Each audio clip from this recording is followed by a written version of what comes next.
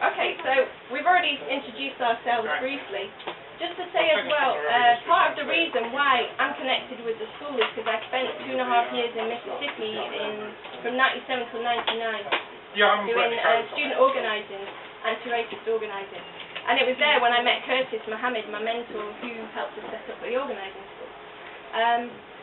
So, yeah, just to give you a bit of that background, I'm going to read some from the book, from the preface, first of all, because I think it's good for me to share from here, because this is the agreed collective voice of the school, rather than me saying it from the top of my head. I think it comes stronger if it's read from the book.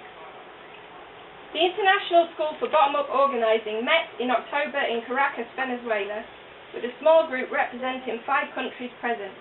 The group included organisers from rural communities in Colombia and Jamaica, organisers working with immigrant youth in England and with survivors of Hurricane Katrina in the US, and young students from Venezuela. Our focus is on organising of egalitarian prototypes within communities of the most oppressed. We are beginning our work in the Americas because that is where we are.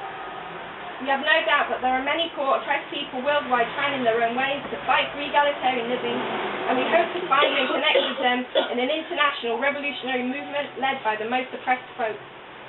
We base our organising on the principles of egalitarianism, equal voice, consensus decision-making, and the oneness of hue and class as instruments of oppression. We are committed to stopping violence against women and building female leadership. We see that those at the bottom of capitalism's heap are the folk with the darkest skin, and that it is they who must lead our movement. We think that the capacity to be just is greatest amongst those who have been treated most unjustly. The capacity to distribute the world's resources equitably is greatest amongst those who have been most denied these resources. And the capacity to share and be inclusive is greatest amongst those who have been most discriminated against, most left out, locked out, and despised. This is the genius that we are searching for. Formal education might make a person better able to make money, and from the capitalist standpoint, brown people are inferior and black people more so. But the people at the bottom are the greatest geniuses on the question of humanity. The genius that is needed to save the world will not be found in the academy, nor among the people who think ideas are primary and practice secondary.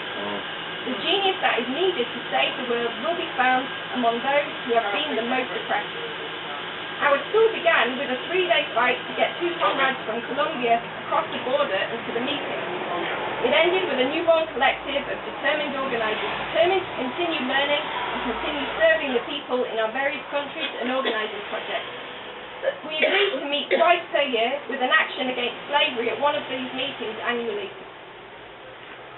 In addition, we began the process of setting up fundraising for the individual organising projects, and the international school agreed to having a monthly online phone conference and to set up a blog for internal discussion and one for public use, and set up an international travel committee to begin to find like-minded people in other countries in the Americas. This collective comes out of a long history of collective struggle. It has emerged from the ashes of the old and was given violent birth in the crucible of New Orleans after Katrina, where organisers had an unprecedented opportunity to turn the most massive racist attack in recent US history into a movement led by the poorest black victims of the attack, but instead continued in their old paths of self-serving or inability to adopt their ideological mindset to the new circumstances. What came out of Katrina was a pitiful state of new candidates for political office, for many, more of the same type of sectarian party building work which has failed for 40 years to build a movement. But what also came out of Katrina was a small collective determined to understand the harsh lessons of these events. That collective left the US, began building the type of prototype we envisioned, and eventually got to the point of holding the meeting in October. Our roots were nurtured in the soil of organising local people with the Student Nonviolent Coordinating Committee in Mississippi in the 60s. We have been a part of various parties and organising efforts nationally and internationally in the 40 years since, and our work during Katrina enabled us to synthesise our varied experience with the struggle that ensued in New Orleans and came up with a new direction. In particular, we have a very great need for a Friends of Bottom-up Organising.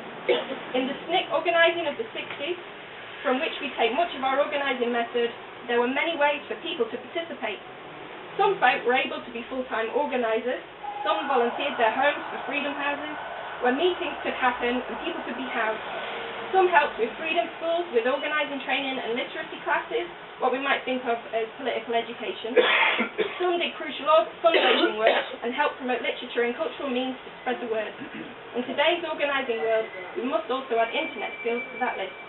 Currently, our front line is in the Caribbean and South America, and our main potential for support is in the US and the UK. We are asking you to take a look at our words and our work and to see in what ways you might be able to take part. So that's kind of a brief overview of the school. So I hope that kind of explains a little bit about who we are and what we're doing.